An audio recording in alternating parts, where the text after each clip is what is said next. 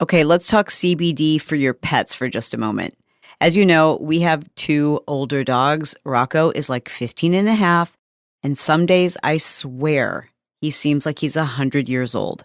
So recently he started doing this thing where he wouldn't walk up our stairs anymore. So we would, take him down the stairs to let him out in the morning, and then he would just stand at the bottom of the staircase and just bark and refuse to walk up the stairs. So we figured it was probably his joints. I am not really in the mood to carry a 100-pound Labrador Retriever up the stairs. We have given him pet CBD before, but just for general health. He's not had any joint problems until recently. So just 2 weeks ago, we started giving him the CBD infused, and it is absolutely insane. Now, I don't know. I honestly do not know why these things work so well for him, but they do. Now, Brock and his fiancée, Taylor, they give their dogs pet CBD for anxiety, and apparently it's very helpful. Our dogs don't seem to have anxiety, but definitely it has helped tremendously with Rocco's joints. The pet-infused CBD products, they have no THC, so you don't have to worry about your dog getting high. You don't have to worry about... In fact, a dog can't overdose on CBD. Humans can't overdose on CBD, which is kind of nice. But they do give you dosing instructions based on the weight of your dog. But let's put the pets aside for a moment. If you do not have a pet, but you yourself are struggling with joint pain or anxiety or sleep, I encourage you to go to mysoulcbd.com/Chalene. That's going to give you 15% off automatically, or you can just go to their website and enter code Chalene15. Either way, you're going to get 15% off. This is the company that I partnered with to create the perfect sleep gummy. And I'm telling you, with my Oura Ring, I can actually see how it has improved my REM sleep. It's a game changer. Now listen, I'm not here to tell you that CBD works for everyone. It doesn't. Some people say they just don't feel a difference. And others can actually track the difference in their sleep by looking at their sleep scores or by just noticing the fact that their dog will go up the stairs on their own. Listen, it's all natural. It's worth a try. Why would we put more chemicals in our bodies when we can try something that's all natural and 100% organic? So give it a try yourself. Maybe for you, maybe for your pets. Go to mysoulcbd.com/Chalene. That'll give you your 15% off. Again, it's mysoulcbd.com/Chalene. If you happen to be listening to this right now and on Instagram at the same time, you can just send me a DM that says Better Sleep, and I'll send you all the details and the hookup with the 15% off. All right, let's get to the show. Hey guys, thank you so much for joining us today. I've got 2 incredible guests that have just done a remarkable job, created an incredible community where they're helping couples to improve their marriages. And specifically, they are helping couples to recover and restore their marriages, restore their relationships after infidelity. Danielle and Hassani, I feel like I know them because I watched so many of their videos, and I just love their perspective because they really talk to both partners.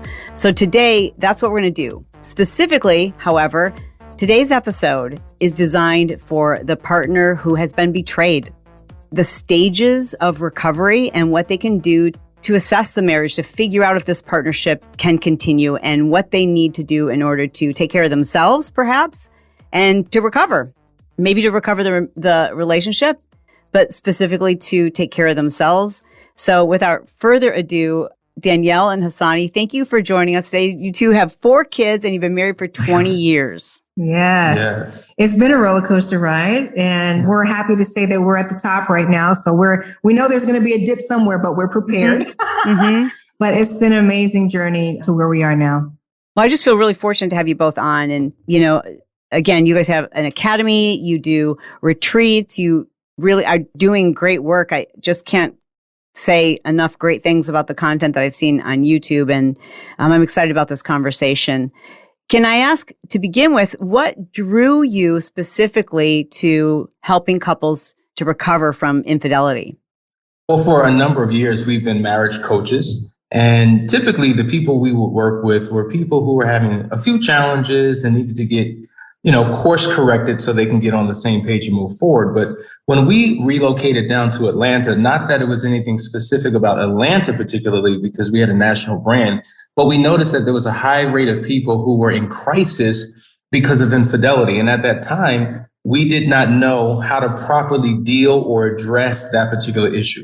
So we went and got further education, got trained, and became infidelity recovery specialists. And so now 95% of the couples we work with are couples in crisis, those on the verge of divorce, those impacted by an affair who are trying to figure out how to get back on track. And so that's what we've done over the last decade now, and have truly made an impact on couples all around the world. Yeah, absolutely. It's amazing. So let's talk about, if we can, the stages that someone can expect to experience when there is infidelity in their relationship, and they're the person who's been betrayed. Well, the first stage, which everyone can relate to, is what we call the discovery phase. Mm-hmm. So we've heard the term D-Day. That's discovery day. And so this is where most couples get trapped, and they could be trapped in this phase for days, for weeks, for months. And unfortunately, if you don't have a willing participant, for years. Mm-hmm. And so what happens is it's the most emotional, volatile stage of all of the stages. Yeah. And, there's a lot of ambivalence. So people are struggling and vacillating back and forth. Do I stay? Do I go? It's highly contentious. There's fussing, fighting, screaming, cursing, yelling, breaking. All of that happens in that particular phase. Yeah, everybody has heard of PTSD. I don't think many people recognize PISD as an actual serious crisis and serious matter.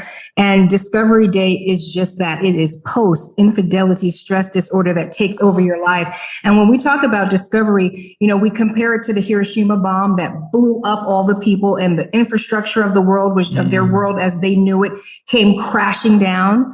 And you're left with all these pieces that you have to try to figure out how to pick up, right? You would never take a stone that is fallen and try to put it back on a broken wall, right? Mm-hmm. You have to demo it all, like literally start over. And so that's really probably the biggest step and the hardest hurdle for people to get over, is that you've got to start from scratch. You've got to deal with the discovery and then crash it all down, start with a clean slate so that we can build something new. Yeah.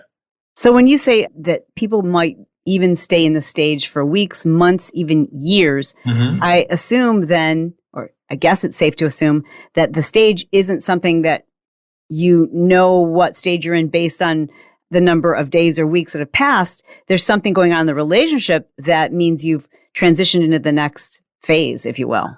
Well, yeah. So when people come to us and begin the process, we immediately transition them from the discovery phase into what we call full disclosure. Mm-hmm. Okay. And full disclosure is when you take time to have a comprehensive unpacking of all things concerning the affair. Because typically what happens is, if I'm unfaithful to Danielle, she's going to have 1,001 questions for me. And, I'm going to engage, generally speaking, in what is called the trickle truth, where pieces of truth come out little by little by little. Why? Why am I lying? Why am I deceptive? Why do I not want to engage in the conversation? Well, number one, I don't want to cause further hurt and pain. Right. I've literally crushed her world, and now you want me to talk about the details? Right. And so to do that would be too painful. So to keep you from further pain, I'm going to hold on to the truth and carry it to the grave. Or number two, I fear the consequences of what may happen if the truth comes out. Well, what's that? The possibility that I may lose my marriage and lose my family and lose my reputation. Third reason why I don't want to have the conversation and I lie, I'm trapped in between guilt and shame. Every time you bring it up, it forces me to remember what I did. And I don't want to be that guy. I don't even like that guy. Mm-hmm. And you bring it back to my remembrance and I just can't deal with it anymore. Yeah. Or shame is every time I see you in rage or in tears, now I'm reminded of the pain I caused you and I feel bad for what I put you through. So to avoid guilt and shame, I'd rather avoid the conversation altogether. And then fourth is, I'm just a compulsive liar and I lie about everything. And if I have to have another conversation, I'm going to be trapped in my lie. And now we're back to square one. Right. And I just want to add something that's really important here, that moving from the discovery stage to full disclosure is super important. But when that trickle truth is happening and they're just lying for all the reasons that he mentioned, you force your partner to be stuck in discovery because they keep discovering things. And the last thing that you said, there's an inconsistency. And now you tell a different story because you're trickling out the truth. We never actually move to full disclosure, which is a very important step for healing. Well, and we're going to do a follow-up interview. So I want everybody to stay tuned. Make sure that you are subscribed, because today we're really focused on talking about the stages and the process for the partner who has been betrayed. But this is a very different experience. And I think it's really important to understand what that looks like, even though you feel like that, that person is the wrongdoer and it's hard to have empathy for them. But until you really understand what the process looks like from their perspective, I would assume it's hard to come together. So with that in mind, the partner who's been betrayed, what does the disclosure phase look like for him or her? I mean, they don't have to disclose anything, really, do they? How is that phase different for them? Well, for them, they're on the receiving end. Yeah. And so they want to know the truth. And so it's hard for a person to move forward if they don't have all the pieces to the puzzle to make sense of things. So it could be, there's two types of people. Some people who have to know, they need to know every single detail. And what happens is they become obsessive about the facts, obsessive about what they don't know, and they can't focus on anything other than the affair. And then others don't want to know anything. They rather stick their head in the sand, close their ears and their eyes, and do away with it. They just want it to go away. And I'm curious, how often do you encounter in your work a partner who has been betrayed who wants to know nothing? And what's happening there? It's a personality style issue, truly. It really is, because I'm certified as an Enneagram personality specialist. And so that's one of the modalities that we use with our couples.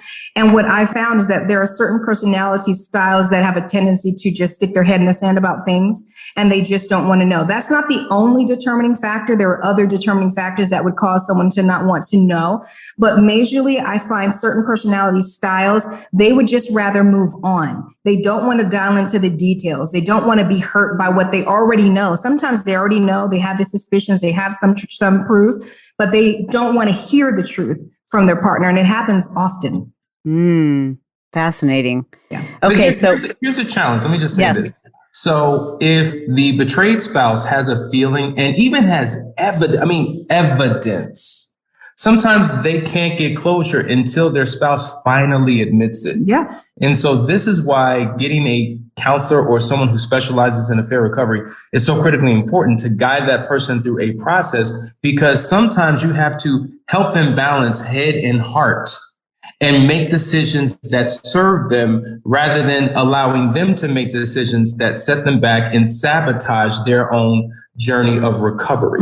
Does that make sense? Yeah. So it's important that we take them through that process where they get all the answers. So we encourage them, if you're the betrayed spouse, you want to ask every single question that you possibly can ask until you become empty. Yeah. Right? There's no residue. There are no questions lingering, because once we have that conversation, we don't want to just have another conversation. We want it to be the final conversation. So we can close that chapter and move on to something new, a new step. Because think about it, a lot of these couples have been talking about these things for years, right? Talking around these things, and have known the truth about something, and the spouse has lied.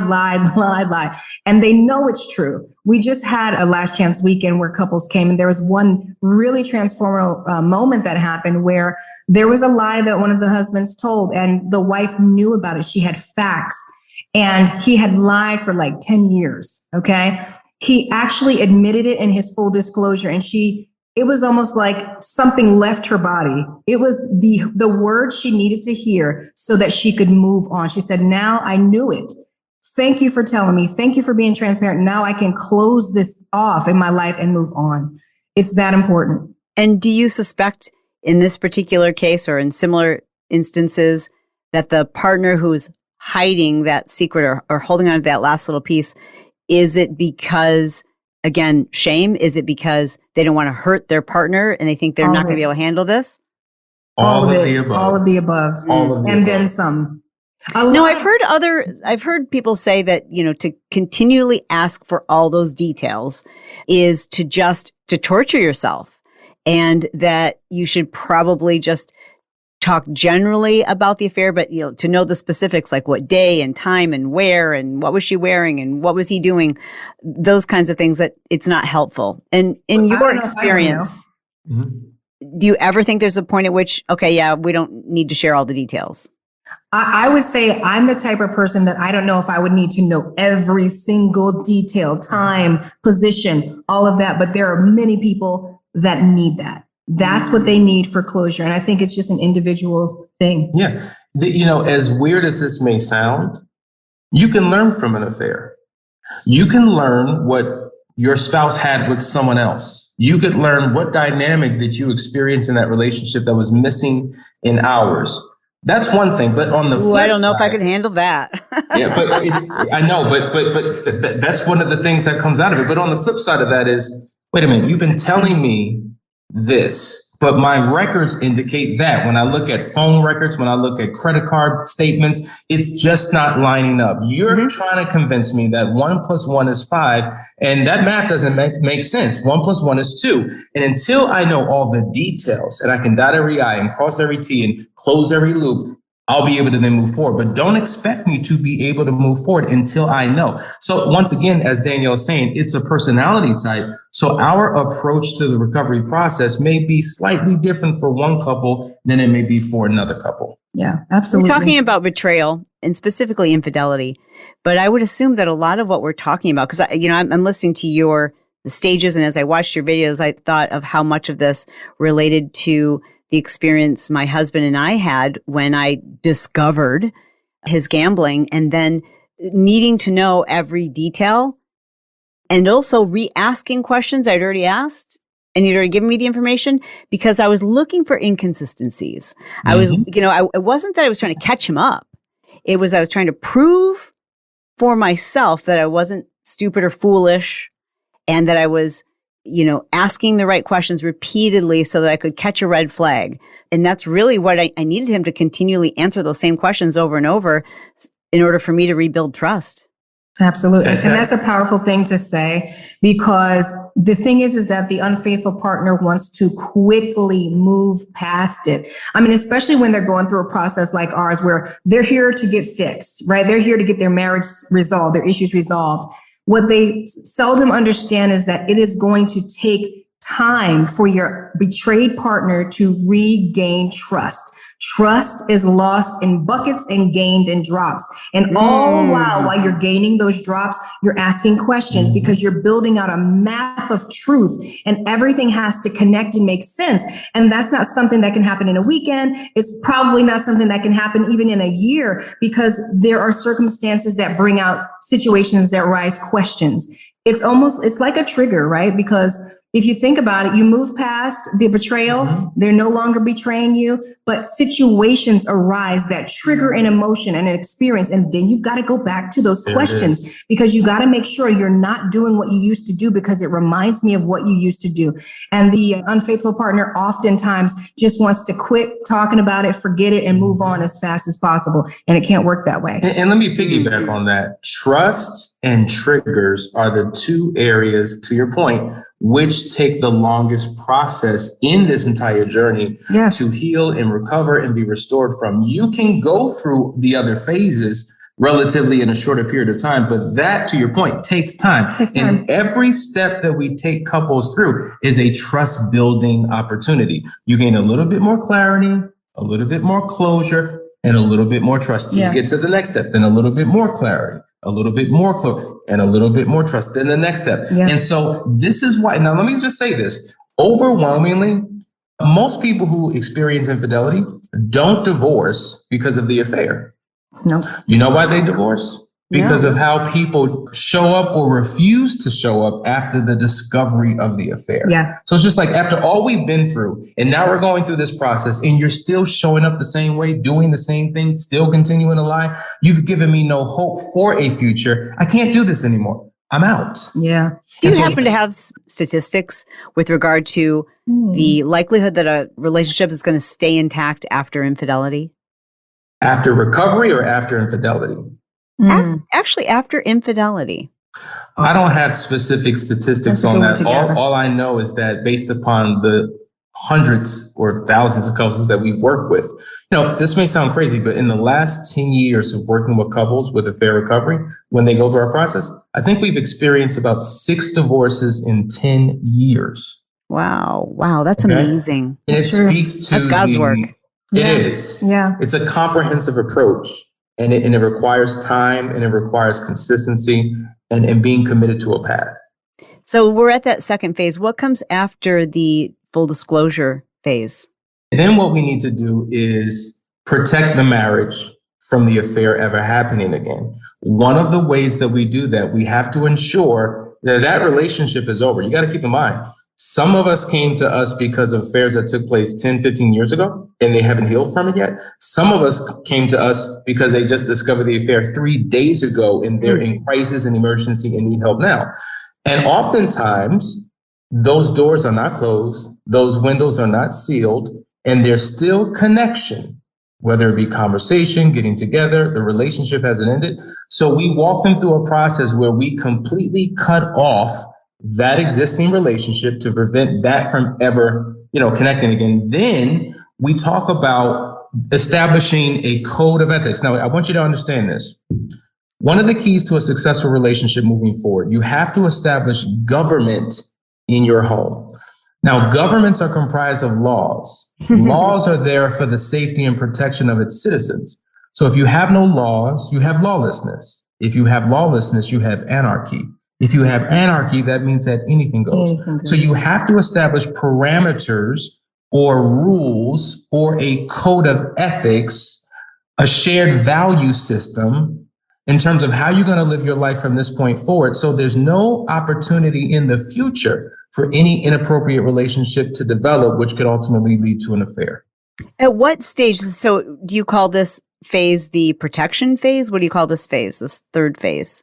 Yeah, we're calling it protecting the marriage from it ever happening. Protecting the marriage. So at what stage is there a decision to be made? Because I would assume, certainly for my own benefit, I made a decision before I confronted my husband about the gambling. If he responded to it this way, I was leaving. If he responded to it this way and at least tried and did the things that I needed him to do, then I would stay and I would at least try to make it work. So I'd kind of made that decision, but ultimately that decision, I didn't know whether it was going left or right until the disclosure stage, and also for me, the ultimatum stage. I mean, I don't know, these are stages, but until I gave him an ultimatum and I knew how he would respond. So we kind of had to reach a decision on what we were going to do. So where does that decision happen? Or is that throughout the process? That's a great question. What I would say, and then you could piggyback. Yeah. There are 3 types of couples we work with. Couple number 1, they both want the marriage. Couple number 2, one wants it, one's unsure. Okay. Couple number 3, one wants it, one absolutely does not. Yet and still, they all go through the process because they're willing to give it one last chance to see if it's possible. And in that process, they're able to gain understanding, have a breakthrough, find healing, find a recovery, and they've made the decision to remain together. That was perfect. And the only thing I would add to it is that to answer your question, we don't have like a parachute plan in this process. Our process is like a funnel, right? And so you go through the funnel, whichever person you are. If you know that you want to stay, if you're not sure, or if you know one wants it and one doesn't, you're just going through the funnel, through the process, and the process helps them decide what they're going to do. After the process, there's the moving forward program, because essentially you are anchored to all this pain, right? You come to us anchored to all this pain, and you're circling all the pain. You come to us, we unanchor you from your pain, and now you're sailing away in uncharted waters. So that's where it's scary, because after you leave, like you have all this hope and you have a spark, but after you leave, you really need a captain to navigate you. Because even if you knew you wanted to stay, both of you wanted it, once you get out there on your own, life hits you. Right? Reality hits, home hits. So we carry them through and hold their hand after the process too. And those decisions are made along the way. When I work with the women, I work really hard to help them stand their ground, set their boundaries, and learn self so that they can be a better partner in the marriage. But that husband has his part to play. Hassani works with the husband to make them become a better couple together. And our hope is that they can survive. Are there statistics or surprising things you can share with us with regard to men versus women and infidelity? In terms of, well, overwhelmingly, in terms of who comes to us, about 70%, I would say, of the couples who seek some type of recovery, it was the male who was unfaithful. About 30% for us, it is the female. And so the way that men and women are wired, we're different. We have different emotions, different way of responding to things. And so even though we take them all through a similar process, the pain that a male, how he deals with his pain, it could be tremendously different than the way a female does. Yeah. Another thing I've observed is that when men reach out to us, when it's the man calling, typically it's over. Typically the wife has packed up, moved out. There's a restraining order against him. He hasn't seen her in 6 months, and he's calling to fix this marriage. On the other side of it, the women who have been betrayed are the ones usually driving the repair, leading the way in restoring this marriage that they didn't break. And I think what's interesting about that, based upon what she just said, we discovered that men and women have different motivations. Women, generally speaking, are motivated by the hope of a future gain, a possible outcome. Okay. They're holding on for the potential of what can one day be. Men, on the other hand, are motivated by the fear of loss. So when a man feels like, oh my God, I may lose my marriage and my family, that's when they shift into gears. And usually it's too late. So to your point, they're 1 foot out the door, or they've already left and he's trying to get her back. And at that point, it's like they expect us to turn into a magician and perform magic tricks. And so, yes, your relationship still can be restored, but it's a journey. And I got to say this, I got to speak for the women, though we support all, but women have so much emotional strength, and we tend to be able to carry a lot of burdens. And one thing that I've observed about us is that we can handle a lot of hurt and a lot of pain, and none of us really know when enough is enough. Like literally, it's one day that we snap and we're done. And when we're done, literally, we're done. But we have this capacity to extend grace a very long time. Our friends, our family will say, what are you doing? You're crazy. And it doesn't matter. When she has a heart for her husband, she's there. She'll go through anything. But when that runs out, when that grace runs out, it's very hard for us to get a woman back on board once it's out. Yeah. That resentment. Yeah, and I will also say there was a time in history where the assumption was if a woman ever cheated on a man, there's no way in the world that he would stay. And so today we realize that that is not the case at all. And what happens is a lot of men feel like they're betraying themselves if they stay. I'm not a man if I stay because society tells me I should leave. And they oftentimes truly love their spouse and wants this thing to work. They just struggle with the pain of what has happened and how can I begin to trust? And that's why this process we take them through is so critically important. Do you find that sometimes as couples are working through this, that one is moving into a phase and another one is reluctantly stuck in the previous phase? Do you find that to be the case sometimes? Absolutely. And it's almost like it's a timing issue. Because when you want it, I'm not into it. But then all of a sudden things shift when I feel like my partner is no longer waiting because she's waited so long and now she's done. Now I have the motivation and I want to step in and they're not in sync. And so they come to us oftentimes not in sync. And it's our job to help get them in alignment so that they're both on the same page, going in the same direction, seeking the same outcome. Yes. And oftentimes that's rooted in resentment, right? They're trying to punish their partner. So, you're on board now. I'm going to torture you a little bit longer. I'm not going to be on board. And it's kind of like that back and forth because you're really trying to get back at them. And I can't imagine that's very helpful. In this phase where we're protecting the marriage, what does this look like? You said for couples, it means creating kind of laws, or as we call them in our marriage, personal policies. So we have like these personal policies, things that we've totally agreed upon that are right for us, that help us to feel secure and safe in our marriage. And I wonder when the betrayed spouse is in this stage, I assume that she's going to set up some policies that feel very much like she's parenting, or he is parenting the unfaithful spouse. Like, our new policies are, you don't get a phone, or I look at all of your text messages, or we're sharing the same iCloud, like whatever it is. Talk to me about some ways that the betrayed spouse can enter into this phase of protecting the marriage without at the same time creating more distance between herself, distance and also shame between herself and the unfaithful partner. You use a great word, parenting. One of the complaints of the unfaithful partner is just like, I feel like you're just trying to control me. Well, they've lost a sense of control when the unfaithful partner did what he or she did, and they're trying to get their control back. Yeah. And one way of doing it is by controlling the situation.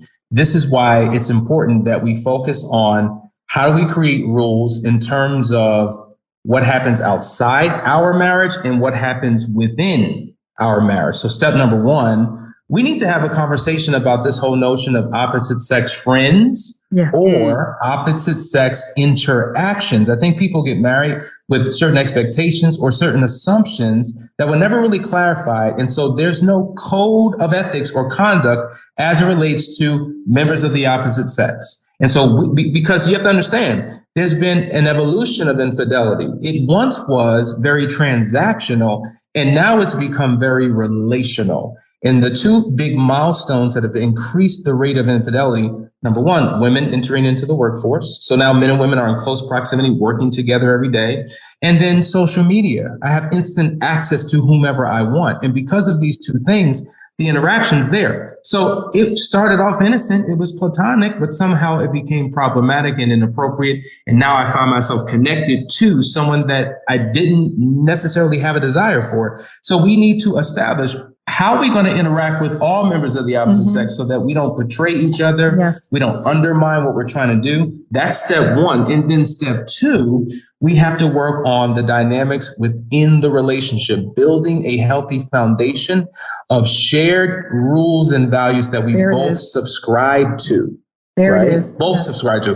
And it's not going to be easy for either one. It may feel initially like I'm being controlled, but at the end of the day, you have to make certain sacrifices if you truly value the marriage. And there's certain things you can no longer do. You have to rewrite the rules. That's right. And to your point, you mentioned, I think, sharing phones and having access to each other's social media and email and things of that nature. We've got to stand on transparency and what we call the policy of radical honesty, where openness and honesty is a part of our new norm. Yes. So that the trust isn't compromised. I mean, absolutely. Absolutely. The full disclosure continues after the intensive.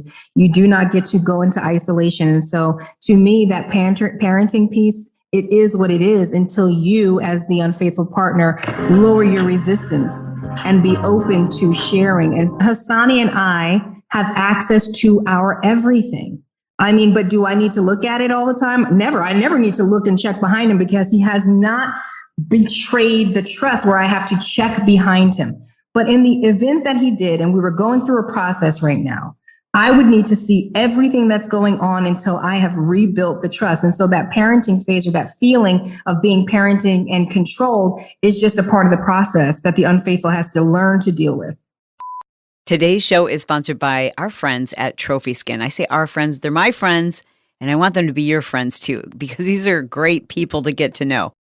I guess more importantly, they've got great tools that you need to try, especially if you're into improving your skin and your youthful appearance without having to go under the knife.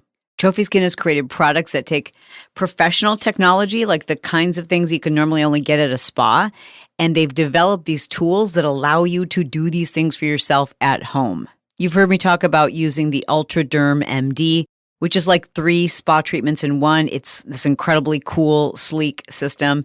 When I'm in a 10X mirror with the right light, I need something beyond exfoliation. I need microdermabrasion, but microdermabrasion is expensive, and Lord knows I do not have time to schedule one more maintenance appointment. So that's why I love the UltraDerm MD. But just recently, I started using this little tool that they make. It's called Brighten MD. And if you can imagine, it's about the size of like a pen almost. It's this little teeny tiny, very portable device that sends microcurrent stimulation to your skin.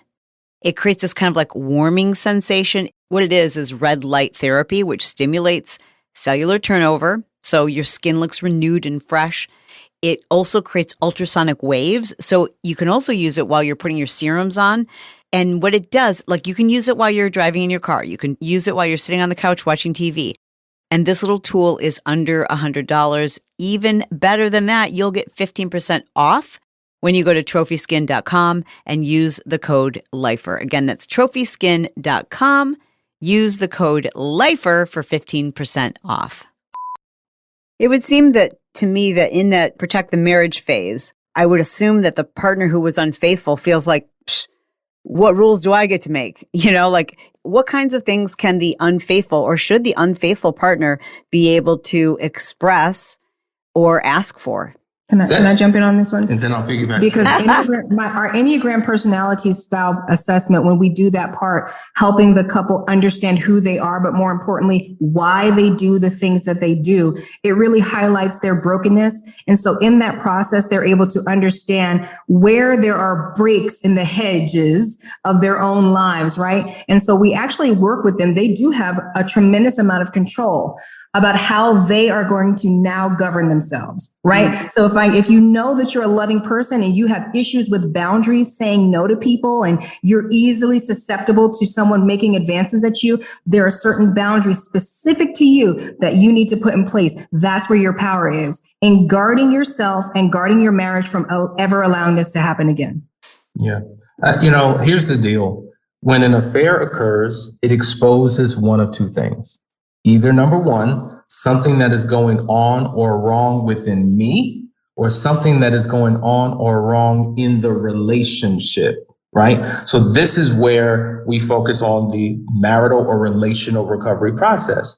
Now, at the end of the day, there were issues before the affair. The issues have been compounded since the affair. And what happens is, if I'm the unfaithful partner, trust and believe there was hurt, pain, and brokenness within me that caused me to do it in the first place. Mm-hmm. Now, as a result of my actions, I've just created hurt, pain, and brokenness in my spouse. Now that she is going through what she's going through, she's going to project her hurt, pain, and brokenness back towards me. So oftentimes, there was an article I read some time ago. It was so powerful. And the question was, who's hurt more in the affair? The betrayed partner or the unfaithful partner? Because the stuff that these unfaithful partners go through, the hell, the torture, the misery, as we mentioned earlier, it's the most volatile phase. So a lot of times, okay, you hurt me, now I'm going to hurt you and I'm going to double down on your hurt. So it can become very physically violent, verbally, emotionally abusive. I mean, we've seen some very destructive things be done by the betrayed spouse towards the unfaithful. So establishing rules for both in terms of how they need to conduct themselves is really important if they're going to have a long-lasting, mutually beneficial relationship. This stage where you're trying to protect the marriage, how long does that typically take? And what is the next phase that we would move into after we've kind of established these things that we both need in order to make certain that our relationship has this fortification around it, if you will, kind of protect us? What's the next phase after that? Well, protecting the marriage, how long does that phase last? It's not like it takes long. It's establishing what the rules and the guidelines are going to be. It's just living them out consistently. Yeah. But once you've done that, then we want to transition them into what we call the path of true forgiveness. Yes. The reality is there's 4 different types of forgiveness. Okay. You have number 1, the refusal to forgive. We know what that is. But then there's something called cheap forgiveness. And Danielle was kind of alluding to it earlier, where a person, they don't want to deal with anything. They want to stick their head in the sand and just move forward. I don't want to talk about it. That's problematic for 2 reasons. Number 1, it doesn't create accountability for the unfaithful partner because we're not dealing with anything. We're not creating any checks and balances. Right. And it doesn't release the hurt and pain for the betrayed spouse because they're just moving forward and I forgive you. They're not leaving anything behind. They're carrying that pain with them everywhere they go, and it will rear its ugly head, whether in an aggressive or passive aggressive way. That's cheap forgiveness. Okay. Then you have what is called acceptance. Acceptance is when you are working with an unwilling participant. So let's just say the betrayed spouse is married to an unfaithful spouse who doesn't show remorse. They're not repentant. They don't want to change. They're going to continue to do what they've always done. I've got to forgive you because I need to release the pain that I'm harboring by holding on to this resentment and bitterness. Yep. So I'm forgiving you, not for you, but for me. right?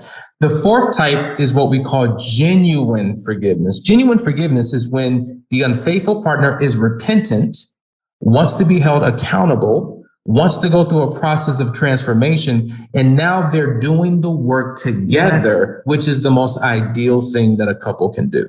I would assume that type of forgiveness, I'm just going to go out on a limb here and guess that couple has the greatest likelihood of success. Without a shadow of a doubt. Absolutely. And I'm going to tell you why. Here's a statement, folks. If you're listening, you want to write this down. The key to your marital restoration is your personal transformation. Ooh. So when you become the best version of yourself, then your marriage will become the number one beneficiary of your personal change. Yes. Like even in our struggle, about year 3, 4 into our relationship where we were just done, we were on the verge of divorce. We didn't like each other. There was no sex. There was no communication. 1 month there were no lights. The next month there was no heat. We were just going through bad. It was getting bad. As long as we were trying to fix the relationship, indirectly we were trying to fix each other because we made each other the reason why we were going through hell. Yeah. But it wasn't until we took a look at ourselves. When divorce was on the option, I made a decision that I wasn't going to divorce her. I was going to divorce me from myself. I was going to divorce myself from my horrible communication habits. I was going to divorce myself from my false perception of masculinity. I was going to divorce myself from my emotional reactions. And when I began to change within me, it shifted something in this relationship. It absolutely did, because I was able to see a difference in him that was believable. And I go back to recalling this moment where I hollered and screamed at the top of my lungs and I said, "You declitterized me." Ooh. And I meant that it's so horrible being in this relationship that I've literally lost all of my femininity. And it wasn't until I started to step away from blaming him and looking at what can I do to improve. That's when transformation came, because we were not focused on each other. We were actually becoming better individuals. And it just rekindled everything else. And that's the hardest thing for people to grasp, that they can actually get there, that you can actually revive the in-love feeling. People have no concept of that. They think that where they're at is where they're going to be because they're focused on doing this all the time. Does that couple who one partner has no interest in changing or taking personal accountability or being remorseful, does that relationship have a chance? If they stay there? It has a chance, but it's going to be a hard road. It's going to be a slow process. And if someone is completely unrepentant and not willing to do anything, then at the end of the day, it will fizzle and fade out. Or maybe the marriage will remain, but it will remain in a stuck place. Now, let me just say this. This is important for you to understand. There's a major difference between your marriage and your relationship. And I think people use the terms interchangeably as if they're the same thing, and they are not. Your marriage really focuses on your partnership, right? So it's generating income for the household, managing the finances, parenting the children, taking care of the practical, dutiful responsibilities of maintaining a home. And most men want to save the marriage, but they don't realize in order to do that, I've got to focus on the relationship within the marriage. What's the relationship? That's companionship. That's effective communication, blending of personalities, meeting each other's emotional needs, sexual fulfillment, quality time. And most folks really use the words interchangeably, and they've mistaken a great picture perfect marriage, money in the bank, beautiful home, kids are taken care of, for a relationship, which is horrible at best. And identifying the differences allows you to move along this recovery process. So for the betrayed spouse, we help them to understand those differences, and then we help them to see how is their partner showing up. Let's evaluate how he or she is showing up to determine what path or course you should take. Yeah, and that goes back to your last question before. That's decision-making time, right? So when you know this is brass tacks, this person has decided they're not going to change, sometimes they tell them outright, I'm never going to change. I'm going to be unfaithful. I cannot have a closed, committed courtship or marriage with you. Well, now somebody has to draw a circle around their feet. Someone has to make a decision. Are you okay with that? Because guess what? It's 2021 and there are all kinds of relations out here. We're not here to judge. What are you going to do about it? And that's decision-making time. Yeah. So what is the phase after true forgiveness? That is when we begin restoring trust and managing triggers. Yeah. Right? That long journey ahead. That's a long journey. So typically... So this is the work. Lots of work done here. and this is the challenge for the betrayed spouse, because oftentimes they feel like, well, why should I have to do all this work? I didn't put us in this situation. Why am I doing all this heavy lifting? And so unfortunately for some, they're waiting for their spouse to do everything. And the reality is both partners have a role to play. And I can't do your work and you can't do my work. We both have our individual journeys, but also collective. So if I'm the unfaithful person, I have to help go through my own process, but I also have to help my spouse heal, who I caused the pain for in the first place. So I have a joint role. If you're the betrayed spouse, you have your daily work that you have to do to become the best version of yourself. And triggers is one of those things where when I first discovered, I'm triggered 24 hours a day. Everything is a trigger. If we're fighting, we're arguing, I'm crying, I'm in tears, I'm enraged. And over the course of time with work, those triggers dissipate little by little by little, but they're still there. So we walk couples through how to untrigger your partner, how to untrigger yourself, how to untrigger your environment in order to be able to function and manage in a healthy way. Yeah. Can you give us an example of a trigger that maybe a couple you were working with was experiencing, and how would you help them untrigger it? I have a perfect example. Yeah. So a spouse was unfaithful. The unfaithful spouse would go to a particular restaurant. That restaurant now became a trigger. Yes. That was the restaurant that we used to go to when we were in a good place, and now you took her. And so they couldn't even drive down the street and they had to go another way to not be triggered. I think I'd have to burn the restaurant down. Yeah, Is that appropriate? So. Yes. Yeah, It's not an option. And so this, many of you may think, oh my God, you put them through this, but it actually worked. Yeah. We said, okay, if let's just say Applebee's is the trigger, I want you to drive to Applebee's and just sit in the parking lot. Just sit there for about 30 minutes and just assess how you feel. They did it. They left. They could barely function. I said, well, this time, go to Applebee's and just sit in the restaurant and just see how that feels. They did that. They left. We had them go back again. Yeah. Go to the Applebee's and order an appetizer and assess your feelings. What we were trying to do is they had a high sensitivity to Applebee's. We had to help them redefine Applebee's. Applebee's is not what got you here. Applebee's was one of the things that was attached to the bad behavior. So in essence, untriggering the environment allowed them to perceive and deal with Applebee's in a different way. Eventually, they began to eat at Applebee's and have dates at Applebee's because they took the power away from that particular trigger. It's called time-lapse therapy. And this is used oftentimes with people who are struggling with PTSD. But there are so many things that can be triggers. D-Day is triggered the day you discovered it. Every year, that's a trigger. Holidays can be a trigger if it involved family, knew about it, and maybe you didn't know, but the family knew. Now, whenever you get with family, it's a trigger.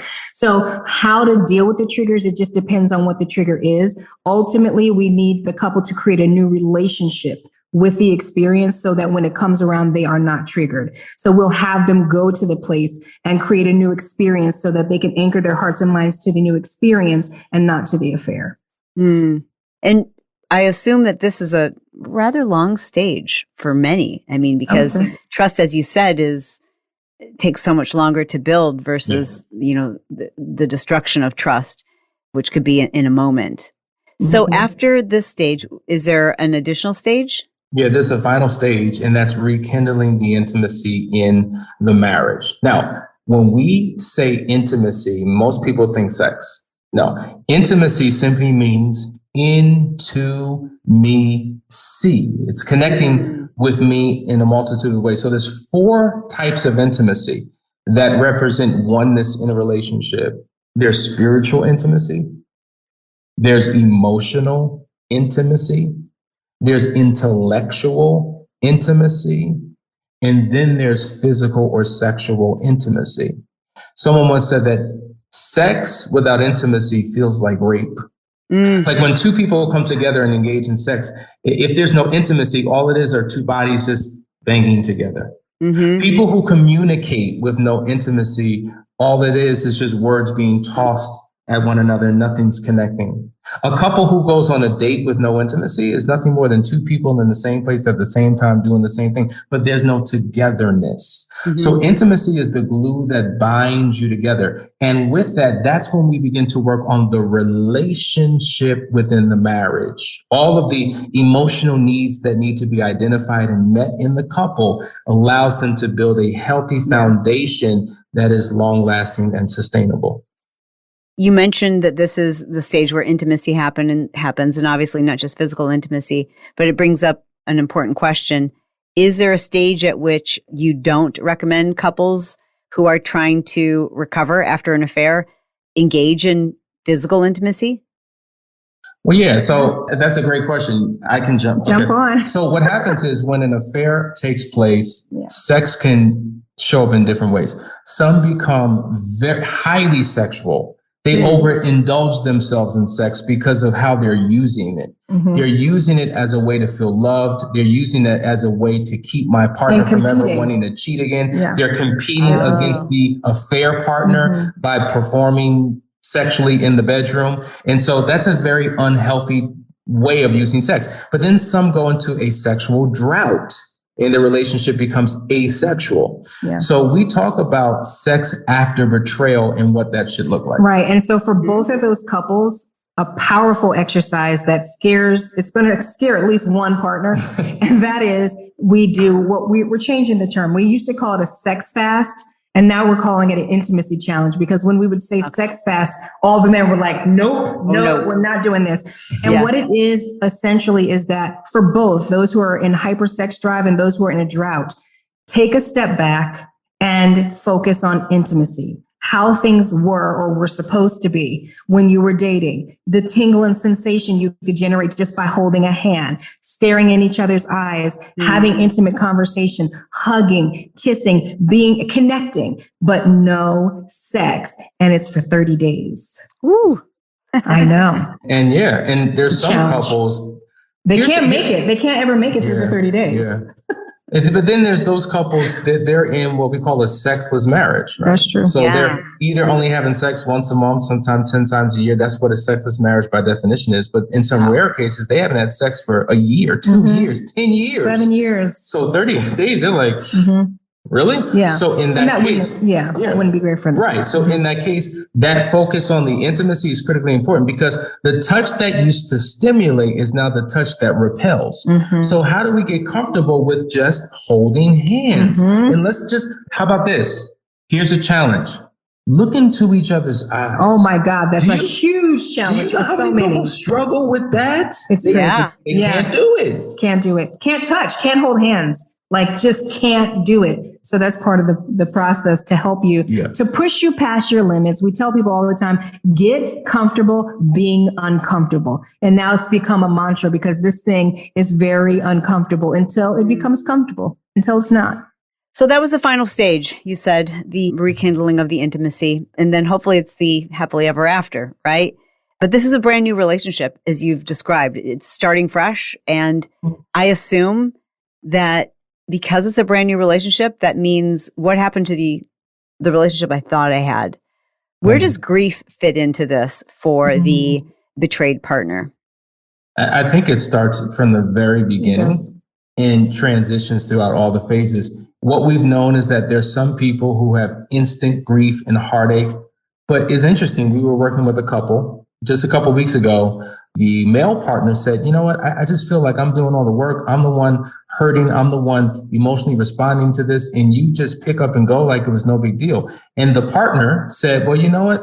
I've had a tendency of just moving forward with things, but I feel hurt now. Like the affair happened like 8 months ago.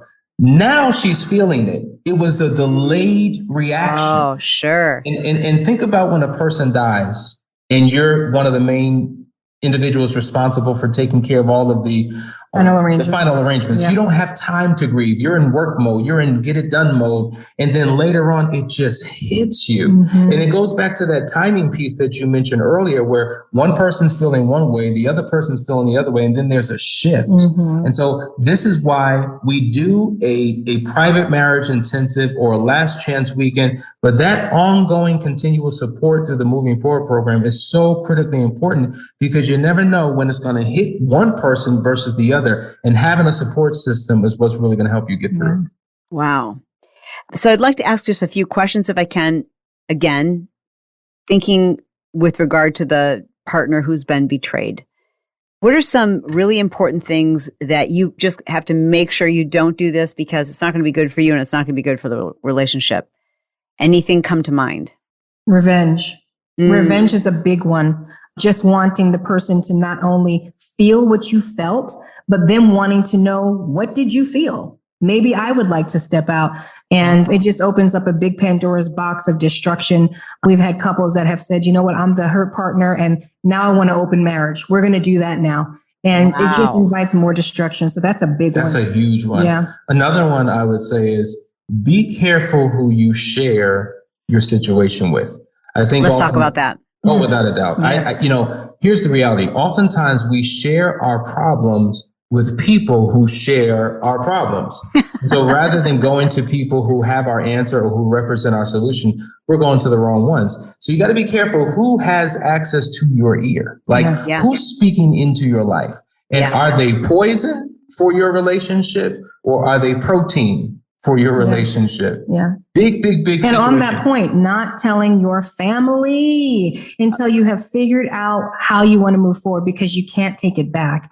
And your family is not so easy to forgive. They love you and they do not want anything horrible to happen to you. So you're telling them because you're in a lot of pain and they don't easily forgive. You've moved back in, you've reconciled, and they're still stuck in the pain. So it's really not great to tell your family until you know exactly what you're going to do. Well, one of our Moving Forward members, who's a recent graduate, said, you know what? No one in my family knows. And thank God for the community that I'm a part of, because I found other sisters and brothers that I could share who understand my plight because they've gone through what I've gone through. And that community has kept us intact ever since. So everyone needs a release. You have to share. And for those who say nothing because they're trying to protect their partner, well, it can cause all other type of pain in the relationship. So there's got to be a safe community, an inner core that you can release to, and they're there to support, to pray, to help, to guide, to steer you in the process. And I assume we shouldn't assume that that is our core of friends, because they're not trained professionals and they may have their own experiences or agendas, motives, etc. They might just not be as trustworthy as we need them to be. Having said that, I know a couple who the woman in the relationship was the betrayed. And she felt like for so many years, she was kind of like protecting her husband, and the kids really just thought he was the cat's meow. And at one point they were teenagers. She just told all the kids what had happened, kind of like to bring them down a notch. And I wonder what damage can be done, or should children know when they're of a reasonable age that infidelity occurred in the relationship? Well, the number one rule we say is do your best to protect your children from your marriage. So affair or no affair, sometimes, our children have a front row seat to our lives. Yes. And children will mirror what has been modeled for them. Yeah. And so whatever they see in that household, they're going to bring into their adult relationships oftentimes. So if you can protect your children by not letting them know and speak more in a vague, general way, mom and dad, we're just, we're going through some challenges, but we're getting the help we need. We want to let you know we love you, that you're not responsible. There's nothing you did wrong, but shielding them from those details is critically important. For some people, it's too late, right? Because our walls are made out of paper mache. And they can hear everything, and we don't know how to stop. So in that situation, if you fight in front of your children, we think it's responsible to resolve the conflict and make up in front of your kids. And I'm going to tell you why.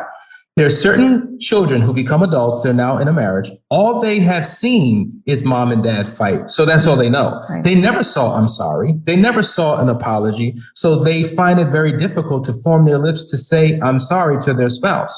Then there's other children who have never seen their parents fight at all. So when the first argument happens in the marriage, they feel like the sky is falling down and it's devastation. So it's a fine balance. And so when couples come to us, we ask, well, what do they know? What have they seen? Let me help you have the appropriate conversation and steer it in the right way so it protects them and protects the marriage and you all are able to heal. And remember, children who do know, they're hurting, and oftentimes they have a double pain.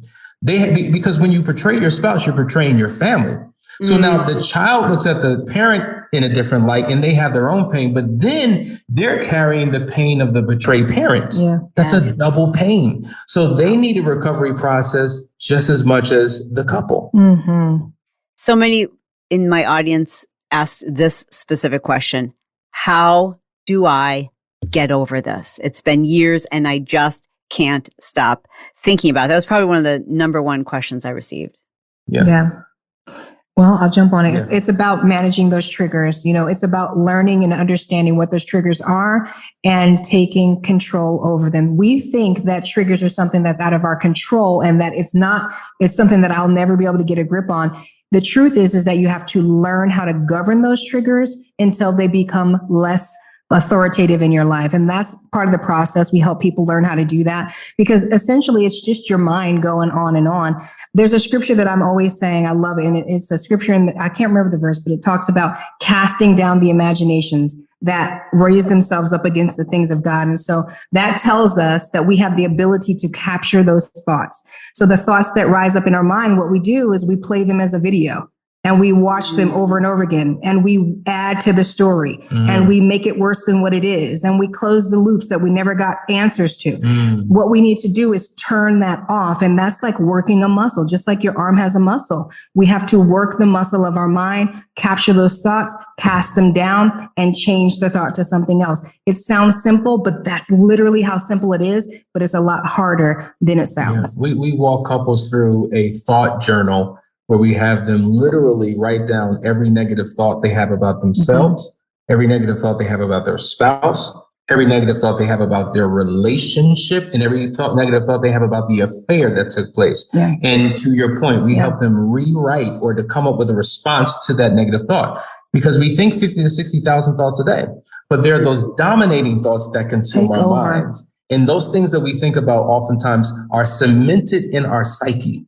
And now we have to uproot the story that we've been telling ourselves and retrain our brain in order to be able to move forward and heal. And that's that work we were talking about for the betrayed spouse that they need to engage in order to be able to move forward. And we're going to talk specifically to the partner who was unfaithful and some of the things that they need to be aware of in terms of their own healing, right? And their own role in the recovery. But again, to answer a few more questions from the betrayed spouse, do you recommend individual therapy or marriage therapy after an affair? Absolutely. Both. And one of the things that we love to do is divide the partners. And this is the deal. People will get individual therapy and they're going over here. The husband's going here for therapy. The wife is going there for therapy. They're dealing with therapists that are self-empowerment specialists, empower the women, empower the men, and they're not on the same page. What we like to do here at Couples Academy is bring the two together. So in addition to your therapy as a couple, you have individual therapy as a husband and a man, individual therapy as a woman and a wife, and bringing those things together, those two together, it empowers the couple. Now there's somebody working on both sides on behalf of the couple. It's powerful. If I could say this, overwhelmingly, a lot of the couples who come to us, they say, well, previous counseling didn't work. Yep. And I said, well, who did you go to? Well, I think she was a psychologist, or I think he was a psychiatrist, or I think they were a mental practitioner. They don't even specialize in this work. So it's almost like I have a Lexus and something's wrong with my transmission, and I'm going to go to a Ford dealership to get them to fix my car. They're not qualified. They don't specialize in this work. Mm-hmm. So you have to find people who are qualified to deal with what you're dealing with. And to your point, and what's the goal? What's the goal? Don't you know that there are a lot of quote unquote marriage counselors that are not advocates of marriage? Yes. After a session, they'll tell you leave, divorce, move on. Because they've left. They've divorced. They're on their third marriage. And so they're telling they're you human. What to do.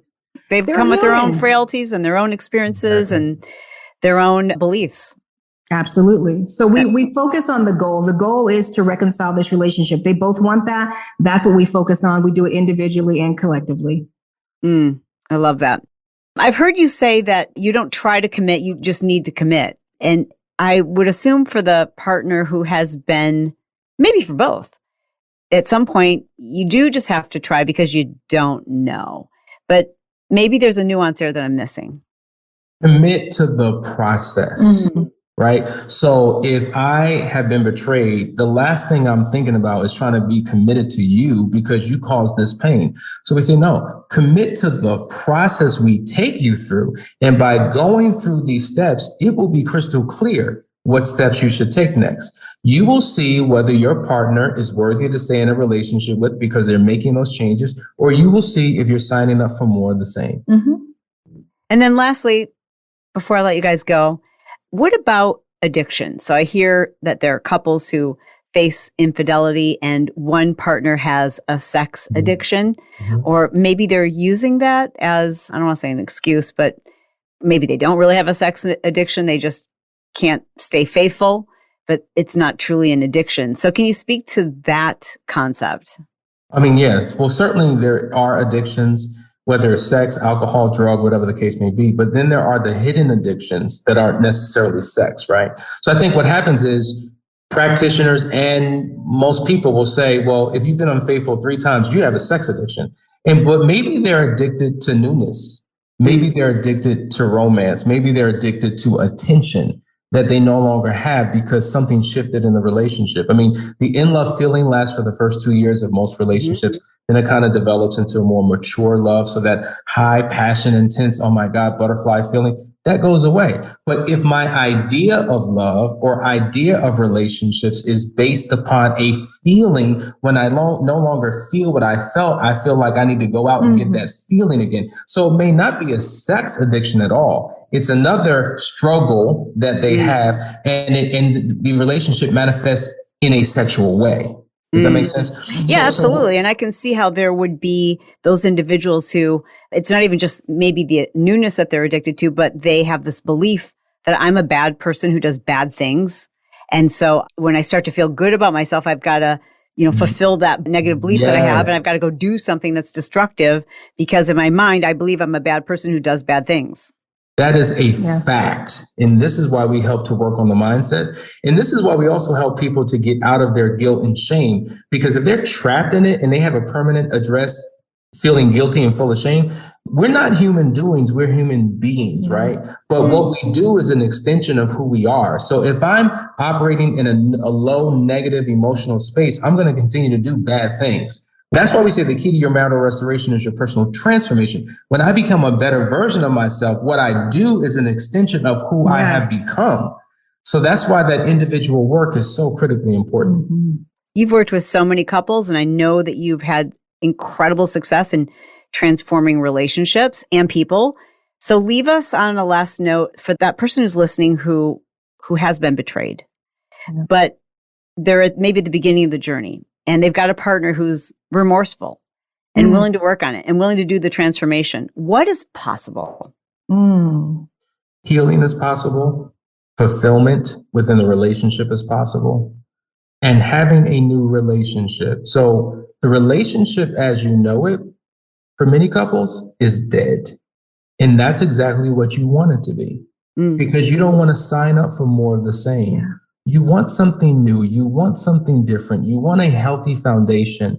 And what I would say is it's important to have examples of couples who have overcome. Who do you listen to? You listen to people who have what you want and have been where you are. So if there's a couple who have overcome the pain of infidelity and they're in a healthy space, let that be the model for you. You need to create an idealized version of the marriage that you ultimately want and then work like heck to get to that place. Yeah. And if it can be done for other people, then guess what? It can be done for you as well. Absolutely. I would just add, don't give up. You know, your pain is valid and you deserve to have a voice. You deserve to be heard. Your pain deserves to be heard and you can overcome. This is a process that many people have gone through, come out on the other side, and they cannot believe who they have become. And that's the key. You know, we're so focused on our partner, but it's about what you do with this pain. All of us have a story. We all have a journey. We've all come from someplace. We've all been through hurt. We've all been through pain. What are you going to do with this pain? Allow it to shape you and become a better person. Oh, that's powerful. Danielle and Hassani, where can people who would love your assistance, where can they learn more?